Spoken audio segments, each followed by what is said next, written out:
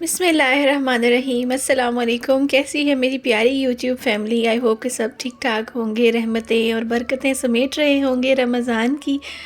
तो यहाँ पर ये जो हाथ हैं ये भी रहमतों और बरकतों वाले हैं, यानी कि मेरी माँ के हाथ हैं। अल्लाह पाक इन हाथों को सलामत रखे और इनका साया हम पर ता देर सलामत रखे। जी, तो पहला रोज़ा था और पहला रोज़ा जो था, अम्मी की कोशिश होती है कि पहले या दूसरे रोज़े अपने सब बच्चों की इफ्तार जो है वो मैं कर लूँ, क्योंकि कुछ ऐसी मसरूफ़ियात होती हैं कि शुरू के रमज़ान में ही सब लोग ज़्यादा फ्री होते हैं। तो अम्मी की कोशिश होती है कि पहले पहले ही सबकी जो है वो इफ्तार कर ली जाए। तो यहाँ पर जनाब हम लोग पहुँच गए थे अम्मी की तरफ, और अम्मी का जो था वो स्पेशल था कि आज जनाब बनेगा कचनार गोश्त। तो मैंने सोचा चलें जी आपके साथ शेयर कर लेती हूँ कचनार गोश्त की रेसिपी। यहाँ पर जनाब प्याज़ों को फ्राई कर लिया है और ये अम्मी ही बना रही थी, मैं जस्ट खड़े होके उनको जो है वो कैमरा के साथ कैप्चर कर रही थी। और यहाँ पर जनाब हल्के से जब प्याज सौते हो जाए तो साथ ही चिकन डालकर और उनको साथ में सौते कर लिया है। और बस आपको पता है ना, अम्मी जो हैं वो जल्दी जल्दी काम करने में माहिर होती हैं। ऐसे तो नहीं, अम्मियों के हाथों में बरकत होती है। और माशाल्लाह से देखते ही देखते इतनी जल्दी से खाना तैयार हो गया था। और माशाल्लाह से जी बहुत ही रहमतों और बरकतों का महीना है।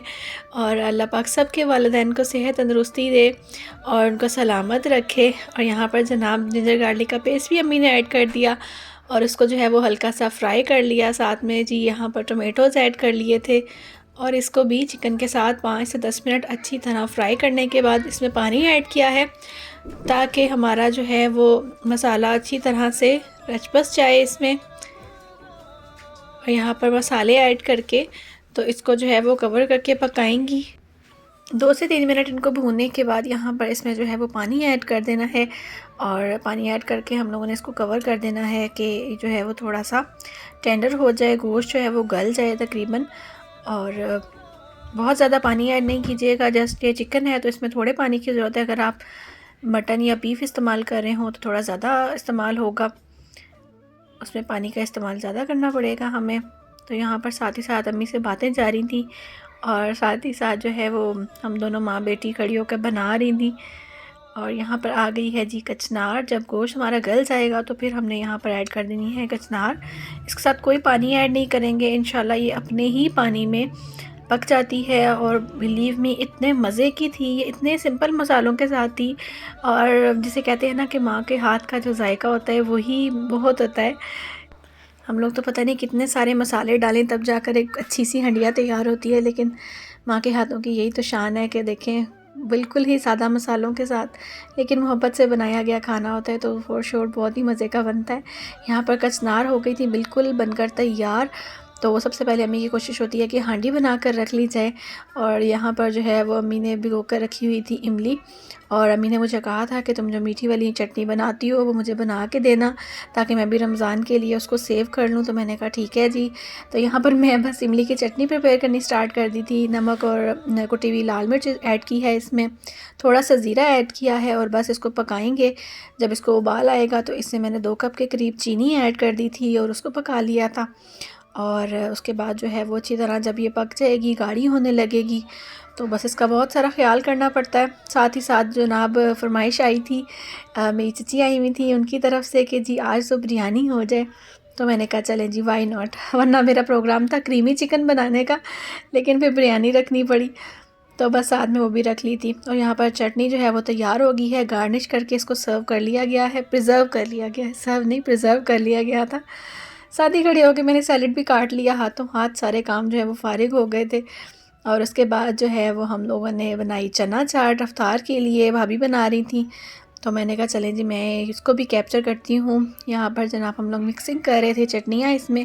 इन सारी चटनियों की रेसिपी मेरे चैनल पे पहले से मौजूद है, चना चाट की भी रेसिपी मौजूद है, आप चाहें तो वहाँ से जो है वो देख सकते हैं। इंशाल्लाह आपको ज़रूर पसंद आएगी। और अगर आपको वीडियोस पसंद आती हैं तो चैनल को लाइक कीजिएगा, सब्सक्राइब कीजिएगा और मेरे वालिदैन को दुआओं में याद रखिएगा कि अल्लाह पाक उनको सेहत तंदरुस्ती दे। और अल्लाह पाक उनको जो है वो रमज़ान में रोज़े रख रहे हैं, वो डायबिटीज़ के पेशेंट होते हुए भी, तो अल्लाह पाक उनको जो है वो ज़्यादा से ज़्यादा अजर दें और अल्लाह पाक इनको कबूल करे। और इस घर का दस्तरखान हमेशा हमेशा सजा धजा रहे, आबाद रहे। और यहाँ पर अम्मी काट रही थी पकौड़ों का सामान। तो बस देखिए मैं कोई लम्हा मिस नहीं करना चाहती थी, ना जाने क्यों मेरा दिल कर रहा था कुछ भी मिस ना करूं।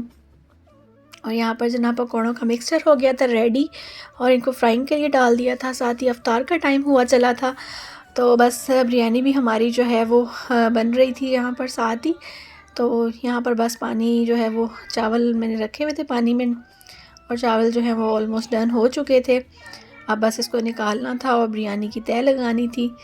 और बस बिरयानी की जब तय लग गई तो माशाल्लाह देखें कितनी माशाल्लाह मज़ेदार सी बिरयानी बनकर रेडी हुई है। और रमज़ान की जो बरकतें हैं ना और इसकी जो सादतें हैं उसमें तो है ना पता ही नहीं चलता कि इतने सारा काम हम इतनी सी देर में कर लेते हैं, वरना 2-3 घंटे में इतना काम करना नामुमकिन सी बात लगती है। तो बिलाशुबा ये जो है रमज़ान के दस्तरख़ानों की बरकत है कि हम सोचते भी नहीं है कि इतना कुछ बनाएंगे और वो फिर वही होता है कि दस्तरख़ान माशाल्लाह से भर जाता है, सज जाता है। अल्लाह पाक सबके दस्तरख़ानों को हरा भरा सजा धजा रखे और आबाद रखे, सबको अपने अपने घरों में कुशादा रिज़्क़ अता फ़रमाए।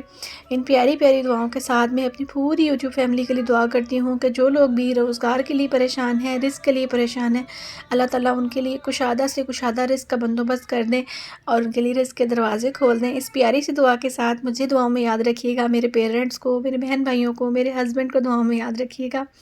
बहुत शुक्रिया देखने का जनाब। अल्लाह हाफ़िज़।